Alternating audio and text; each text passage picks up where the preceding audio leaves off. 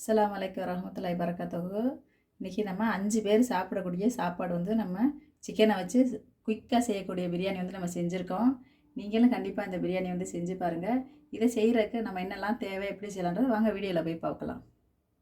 முதல்ல நம்ம சமைக்கிறதுக்கு முன்னாடி சீரக சம்பா அரிசி எடுத்துருக்கேன். இதை முதல்ல ஊற போட்டுட்டு அதுக்கப்புறம் நம்ம சமைக்க போவோம்.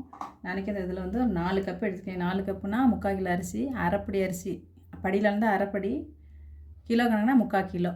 இப்போ நம்ம இந்த ஜீரக சம்பா எடுத்துருக்கேன். இதை முதல்ல ஊற வச்சுட்டு நம்ம அதுக்கப்புறம் போய் தாளிக்க போவோம். அரிசி 3 தண்ணி ஊற்றி கழுவிட்டு இப்படி ஊற வச்சிட்டேன். இது ஒரு பக்கம் இருக்கட்டும். நம்ம ஸ்டவ் பற்ற வச்சுக்கலாம். இப்போ ஸ்டவ் பற்ற வச்சு நம்ம தாளிக்க ஆரம்பிச்சிடலாம்.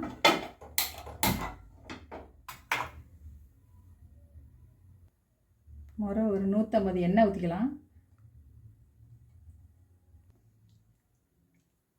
பட்டை ஒரு 2 துண்டு பட்டை போட்டுக்கிறோம். இந்த மாதிரி சைஸ் 2 பட்டை போட்டுக்கிறோம். ஒரு 3 ஏலக்காய் போட்டுக்கிடுவோம். ஒரு 4 கிராம்பு போட்டுக்கிடுவோம். போட்டுட்டு நம்ம கூடவே வெங்காயம் அரைஞ்சி வச்சுருக்கேன். வெங்காயம் வந்துட்டு ஒரு 150 கிராம் வெங்காயம் இருக்கும், அரைஞ்சி வச்சுருக்கேன். அதையும் அது கூட போட்டுருவோம்.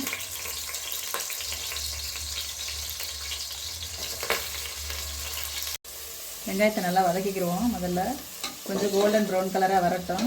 கொஞ்சம் செவந்தோடனே நல்லா வாசனையாக இருக்கும். கொஞ்சம் நேரம் செவக்கட்டும் அப்படியே வெங்காயம். வெங்காயம் இப்போ இந்த கலரில் வந்துருச்சு. நமக்கு நல்லா இந்த கலரில் வந்துருச்சு. இந்த கலரில் நம்ம இந்த டைமில் கொத்தமல்லி தழை ஒரு கைப்பிடி கொத்தமல்லி தழை போட்டுக்கிறோம். அதில் நல்லா வாசனையாக இருக்கும். எப்பவுமே கொத்தமல்லி தழை ஃபஸ்ட்டில் போட்டு வதக்கணும்னா நல்லா வாசனையாக இருக்கும்.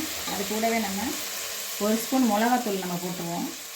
தனி மிளகாத்தூள், வீட்டில் அரைச்ச வெறும் மிளகாத்தூள் 1 ஸ்பூன் போட்டுக்கிடுவோம். போட்டு நல்லா கலரி விட்டுட்டு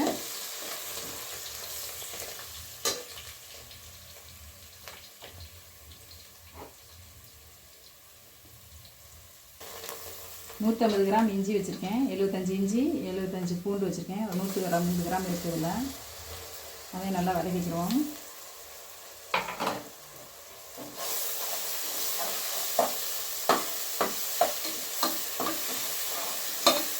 இது கூட நம்ம ஒரு 2 பச்சை மிளகா 2 சேர்த்துக்கிறோம்.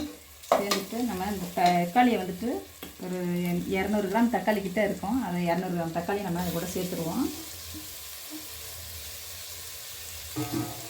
சேர்த்து நல்லா வதக்கிட்டு இந்த டைமில் நம்ம வந்து தயிரையும் அது கூட ஊற்றிடுவோம். தயிர் வந்து ஒரு 1/2 கப்பு தயிர் வச்சுருக்கேன். தயிரையும் நம்ம அது கூட ஊற்றிடுவோம். புதினா வச்சுருக்கேன், ஒரு கைப்பிடி அளவு புதினா, அதையும் நம்ம அது கூட சேர்த்துருவோம். சேர்த்துட்டு கொஞ்சம் நேரம் வதக்கிட்டு அதுக்கப்புறம் தான் நம்ம சிக்கனை போட போகிறோம். இப்போ இது கூட நம்ம களி எடுத்து வச்சுருக்கேன். சிக்கன் பீஸுகளை நம்ம அது உள்ளே போட்டுக்கலாம். நான் வந்து இன்றைக்கி வந்து அரைப்படி அரிசி 1/2 கிலோ சிக்கன் தான் எடுத்திருக்கேன். இப்போ இது தேவையான ஒரு ஸ்பூன் உப்பு சேர்த்துக்கிறோம். நம்ம அது கூட உப்பு சேர்த்து கொஞ்ச நேரம் அப்படியே வதங்கட்டும்.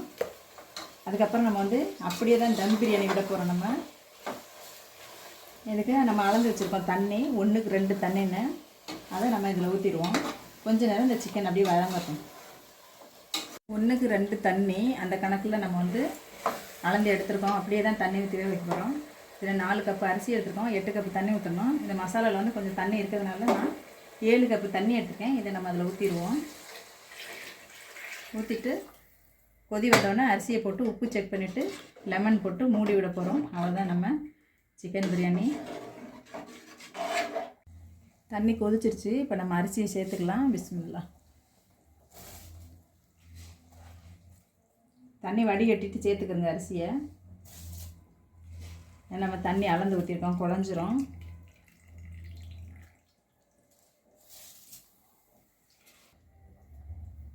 மேற்கெல்லாம் உப்பு செக் பண்ணிக்கிறேங்க. உப்பு செக் பண்ணிவிட்டு நான் கலர் எதுவும் ஃபுட் கலர் நான் எதுவும் சேர்க்கலை, ஏன் மிளகாத்தூள் எண்ணெயில் போட்டதுனால உப்பு கரெக்டாக இருக்குது. இப்போ நம்ம வந்து அதை மூடி வச்சுருவோம். கொஞ்சம் நேரம் ஒரு 10 நிமிஷம் அப்படியே இருக்கட்டும், மூடி இருக்கட்டும். நம்ம திறக்கலாம். பாதி தண்ணி சுண்டிருச்சு. இந்த டைமில் நான் வந்து ஒரு பாதி எலுமிச்சம்பழம் புழிஞ்சு வச்சுருக்கேன். இந்த பாதி எலுமிச்சம்பழத்தை அதில் சேர்த்துக்குறோம். புளிப்பு உங்களுக்கு வேணும்னா சேர்த்துக்கிறோங்க. இல்லை தக்காளி தயிரில் இருக்க புளிப்பே போகுதுன்னா வேணாம். இந்த மாதிரி அரிசி இந்த மாதிரி பின்னி வரும்போது அந்த எலுமிச்சம்பழம் பாதி சேர்த்துக்கிறோங்க.